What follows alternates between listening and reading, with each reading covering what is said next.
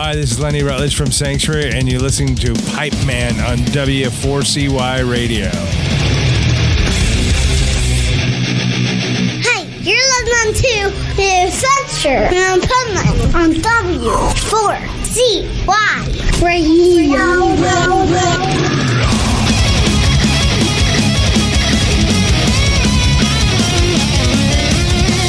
This is the Pipeman here on the Adventures of Pipeman W4CY Radio, and I'm here with Lenny Rutledge from Sanctuary. Joseph Michael from Sanctuary. Nice. And you just played here at Hell's Heroes. And I think you kind of played baseball too, because somebody pitched something at Joseph, and man, he was like the awesome first baseman. He just grabbed it and pitched it off to you, Lenny. Yeah, it was pretty amazing. I was amazed at the fact that he actually caught that. And then he handed it to me, and I took my first shot in many years. Yeah, I drink a lot of beer, but not shots usually. It was a pretty iconic show. Your first shot in years, his first beer in 5 months. Right. You know, like. We're degenerates. I feel more like Ozzie Smith than like Don Mattingly. Nice. There you go. And so, how did it feel to be here at Hell's Heroes? Let's start there. Like, you guys were having a fucking blast up there. Yeah, we were having a good time. It was hot up there, and we had it was our first time in since 2019. So it was. I was a bit nervous, but it worked. Everything worked out good. What did it feel like, though, being up there live for the first time since 2019? You guys were tight. Like, I wouldn't have known you haven't played since then. We have rehearsed quite a bit. So, yeah, I mean, it was kind of like, riding a bike. It was not a big deal for the most part. And luckily, a lot of times in some of the festival situations, you never know because you only have a certain amount of time to get ready, and there's not really a sound check and all that. And so there's a little bit of anxiety there. But everything went well. I barely had to tune my guitar. I only had to tune. Hopefully it was in tune. And your voice, oh my God. Like, I'm just going to say something now. You've been compared to a lot of people. I saw Priest at Hellfest last year, and I love Halford. I think you blew away Halford. Well, I'm sure he would appreciate you saying that. I love Rob. I met Rob once. He was a super chap, great singer, legend. I don't know if what you said is true, but by the way, Lenny up on stage, not only did he drink that shot of tequila, I don't know how he lost. He also lost his stick. He lost his stick on stage. It fell out. How'd you lose your stick? Oh, I don't know. Yeah, dude, I almost tripped on it. Yeah, that does happen. Yeah, I'll reach down and it's just gone. What were we talking about? About the stick and Halford. Oh yeah. Well, I'm sure Halford would have appreciated my joke about the stick. I'm sure he would have. I don't know that he would have want that in the interview. I don't think Halford cares. Have you seen his Instagram? That dude is enjoying himself. Oh, totally. I've actually interviewed him, is, and he is the nicest guy. Dude, his book his recent book, I think it was called Confessions. It's an awesome book. I mean, I love Halford. So. Oh yeah, no doubt about it. And he does not hold back. He tells the whole story, and I applaud him for that. Yeah, in the book. Yeah, he's fearless. I love that. And you know what? I used to hang out with your cousin in his house in Tarzana, California. Oh, you went to his house? Yeah. Oh, so you saw the Vivian lived with them, and I was like, I don't know, 15, 16. I saw Wendy at the Bowling for Ronnie a few months ago, and I missed it this year. I usually do that every year. Dude, it was actually the first time I really saw her in person. Like, I've talked to her on the phone. But my aunt had sent me a bunch of family photos, and I was able to send them to her. Nice. So that was cool. Yeah, I usually do that every year. I missed it this year. One year, I was interviewing Jack Black, and he tried to get me to sing. Like, he started singing Neon Nights, and he kept handing me the mic to sing. I'm like, that's your job. At a show? At Bowling. Oh, God, dude, that is a drunken, lunatic-addled fucking nightmare of an event. Like, the first time I went, they didn't check the PA, and they brought this doctor out who they'd raised like $1 million. Were you there? I was there. They raised $1 million for fucking cancer research, and they brought this doctor from like MIT or wherever the fuck he was from. And he's like talking about like the medicine and the science, and they didn't check the PA, so it just fucking kept cutting out in the middle of it. And then everyone's like, yeah, like, and they didn't stop. They kept going, and then they bowled. That's it. And then they're gonna love that I said that. I had but to it's do true. Fix your fucking PA. Well, yeah, of course. I had to I do blame Eddie Trump. a 1-minute interview one time at W4CY. Who was it? Can you guess who it was? He bowls like a 300. At Played in this band that had a little rage in it. It was someone. There it is. He got it. Oh, really? I knew he would get it. I thought you were being metaphorical. No. Really, being literal. his tour manager was at the red carpet, and he goes, "You have a hard 1 minute," and I did it. I finished in like 59 I mean, no seconds. offense to Tom. I mean, I think he's kind of an amazing musician. I'm not sure if I agree with his politics all the time, and he sounds like a dick. But all right, whatever. I can't confirm nor deny. I don't know. You know the nicest guy I've ever met at Bowling for Ronnie is Oni Logan. That dude is a class act. Well, I felt Jack Black was the coolest dude. I've never met Jack Black. He was exactly what you expect. He was funny as shit, and he was just the nicest guy. He wasn't dressed like that dinosaur, was he? No. That would be weird. Why, do you have a scenario with dinosaur at W4CY? I mean, there's plenty of dinosaurs at Bowling for Ronnie. Geezer was there. Were you there when Geezer was there? I missed Geezer. I went home. I wasn't drinking that night. Oh, well, see, that's the problem. I'm non-binary as far as drinking is concerned. If that makes any sense. Can you define that for me? Sometimes I drink, sometimes I don't. Like, I'm not, like, abstinent, and I'm not an alcoholic. Right? I mean, that makes sense. See? So you're a non-alcoholic Lenny really drinker. loves this conversation. I know, right? I said take it. Do it. So Nobody's getting canceled tonight. here's more. This is what's more important. You say it. I heard the teaser for your new song You did. 17 hours ago, Did you hear it?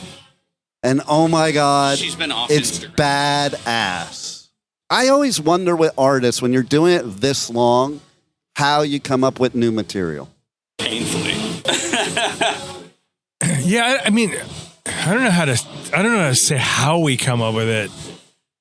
I mean, I guess it just happens. You know what it is it's a collection of stuff that we kind of play over and over again or whatever, and try and, fit into whatever puzzle, and eventually we hit it out of the park with something, So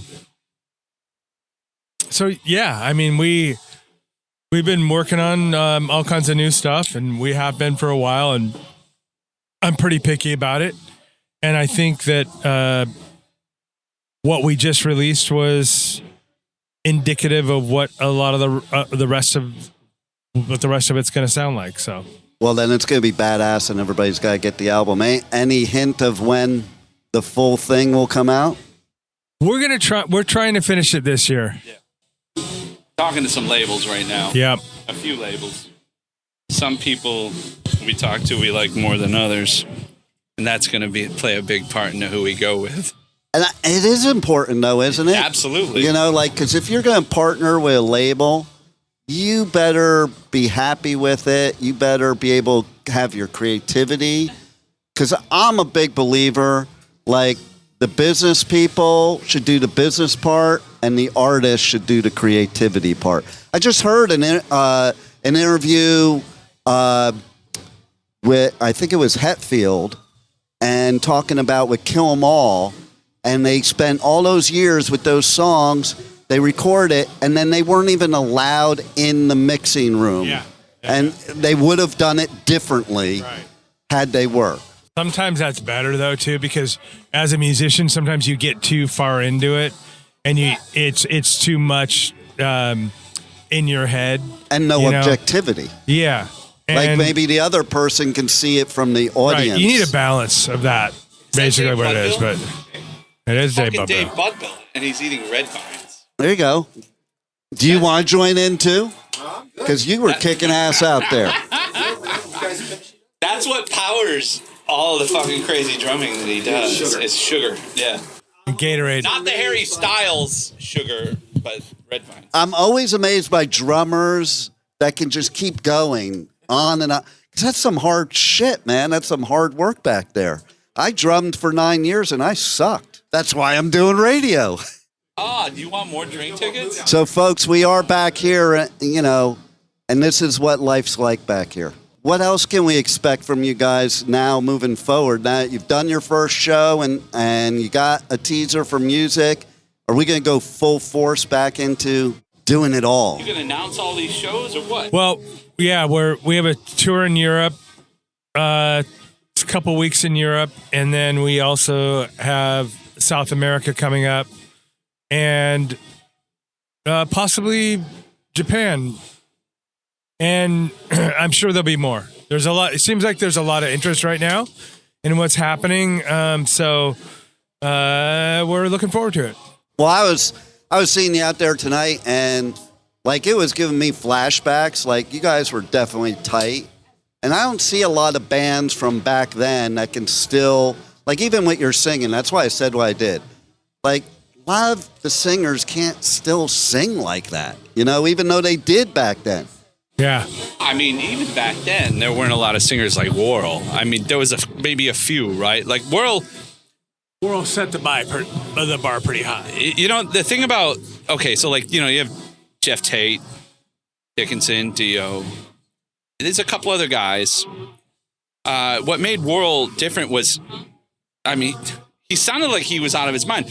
Like what I always tell, when I met Lenny, I'm like, yeah, like the Refuge Denied is like, reminds me of an early Queensryche record, but the singer is on LSD, and he confirmed that might be a reality. Was it the LSD or the brown LSD? I can't fully confirm that, but that was true. Actually, wait.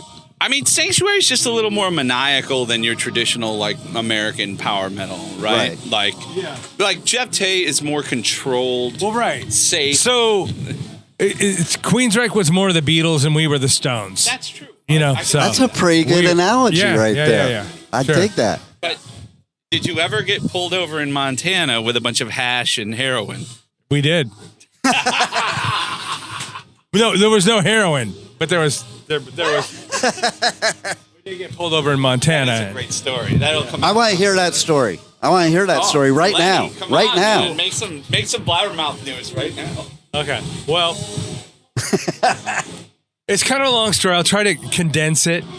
So we were on our way to, I think it was Milwaukee Metal Fest. I don't remember the year. It was before 1990. It was probably 89 or something like that. And as we were on our way there in Montana, we ended up stopping somewhere, and someone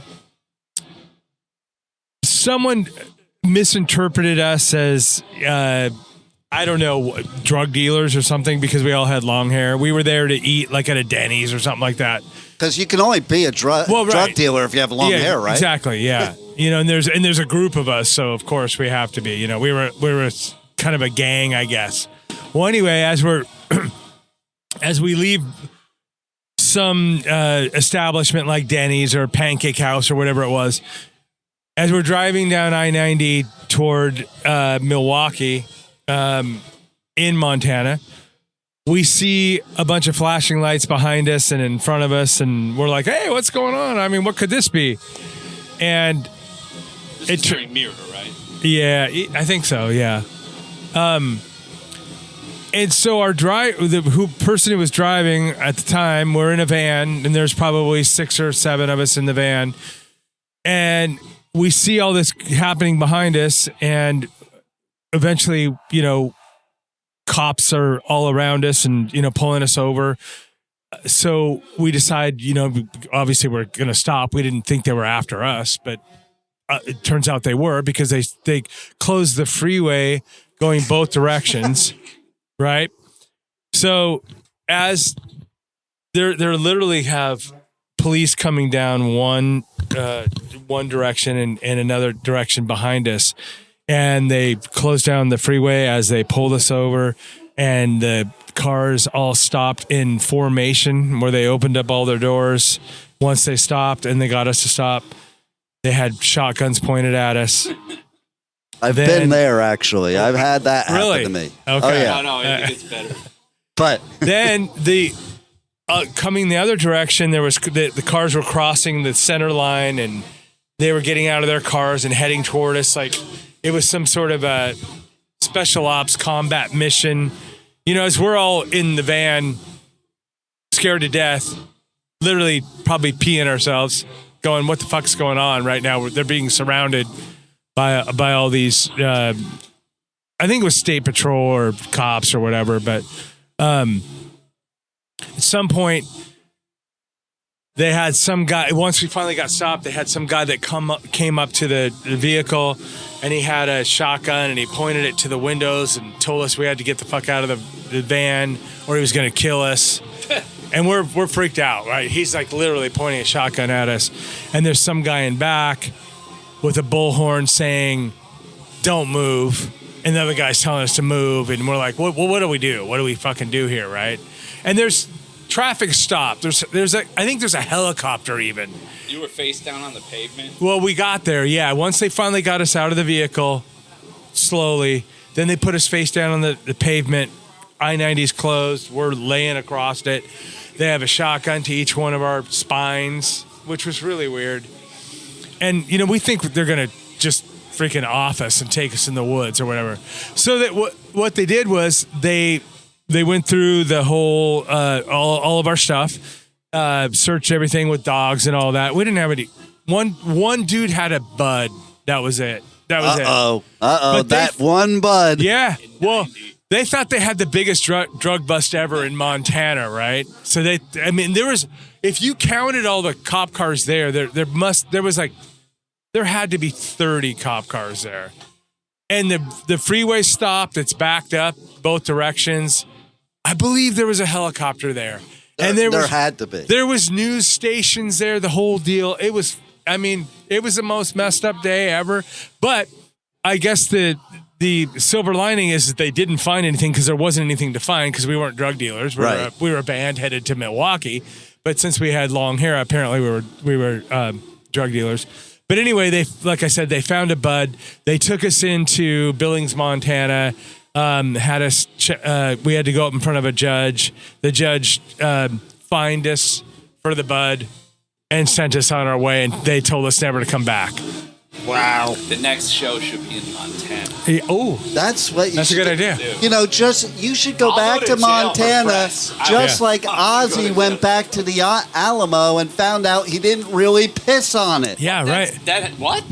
Yeah, you didn't see that? You're blowing my mind. Yeah, Jack and Ozzy went and it found out it was he peed, but it wasn't on the Alamo. It wasn't on the Alamo. Oh, yeah. So he was banned from Texas or forever. He just peed on some wall? For no reason. And he thought he really did it. I mean, whoever their PR agent was fucking genius. Now, see, that's an amazing story. What the fuck are you doing over there? So I want to know, too, what made you pick this guy to, like, because that was some pretty big shoes to fill. Tell the story. I'll get your shirt after they're off. So we all gotta watch Voodoo. When basically we had a tour booked with Ice Earth, and I called John Schaefer to tell him that, hey, obviously, you know, we're not getting any traction on, you know, Warrel passed away, and you know, we pretty much thought we were just gonna drop off of that tour. But when I was talking to John, said, hey, you know, just wait a bit. See if, you know, something comes up, see if you guys find somebody, you know, if it works out. And I called him to tell him, hey, you know, we're probably dropping off. And he said, hey, you know, I got this guy. I know this guy that's in a band with. Of course, every story is I know a guy. Yeah. And he's like, well, Jake, the guitar player for Ice Earth. And he said, you know, he's doing stuff with Jake and maybe you should check him out. And so he told us who it was. I didn't know who Witherfall was at the time, and I listened to it. We were on our way to somewhere where I was having, had a long drive. And so I listened to it, and I was like, you know what, this guy could probably pull it off. And so I got his contact information, and we started talking, and that's here we are now at Hell's Heroes. Yep, for sure. That was a long time ago. That was 2018. Yeah. That was when the world didn't go crazy yet. What's that? That was before the world went crazy. Yes. Yeah. and certain people we know. Yeah.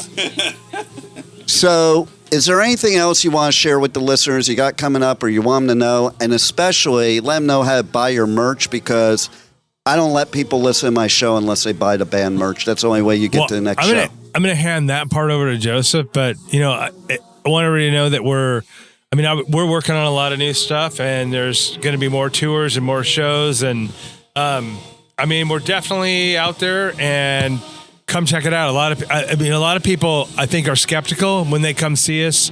We definitely changed their mind, because we're knocking it out of the park right now. So, and I'm here to say yes, you are, because I told you guys off there. I'm saying it now, and hopefully my last interview doesn't listen to this interview, but you had the best crowd of all of Hell's Heroes so far. Nice. Where do we get merch, Joseph? Well, you can't get any fucking merch here because it's all sold out. Let me just flex a little on that. That's cool as shit. You can go to our website at www.sanctuaryofficial.com and order a bunch of shit. It may or may not be sold out. But the most important thing. So hurry. Run, don't walk. The most important fucking thing is that you sign up on our mailing list so you hear about all the shenanigans that are going on. See, you see the New York accent just start to fucking come out? Anyway. Oh, I'll join you with that. Sanctuaryofficial.com. You go there. You give us your fucking email address. Promise we won't stalk you. Only when important things are happening, we'll email you. And that's all I can say. We may or may not come to your town in 2026 because we have a full schedule internationally. But when the time for the new record nears, we will announce something, a tour in the United States. I love it. I hope to see a lot more of you guys. I was so happy to catch your set today. And the last thing I want to do is I want to... That's a nice shirt. Pay some respects to your cousin. Yeah. Because I think he was here with you. But, my condolences, because it's probably still fresh. I know how that feels. Yeah. He was, him and I, spent a lot of time kind of creating this dream before anybody else. It was just me and him back in the day. And, a lot of people don't know Sean Blosl was my cousin. So we grew up together, talking about starting a band, and we had it all figured out. We knew what the name was going to be, and we knew what it was going to be like for the most part. Obviously things change, but yeah, that was something that I was always proud of, that we said we would do it, and we did it. And you did. Yep. And he's here with you. He'll be here with you. And, I know the feeling, because 2024, my best bro since 13, that we went to all the shows together and stuff, he passed away out of nowhere. Yeah. Just like your cousin. So, yeah. I feel for you, but I'm glad you're carrying on this legacy, because you guys are badass and you killed it here at Hell's Heroes. Thanks for being on the Adventures of Pipeman. Appreciate it. Thank you. Hey, this is Joseph Michael from the band Sanctuary. You're listening to the Pipeman on W4CY Radio.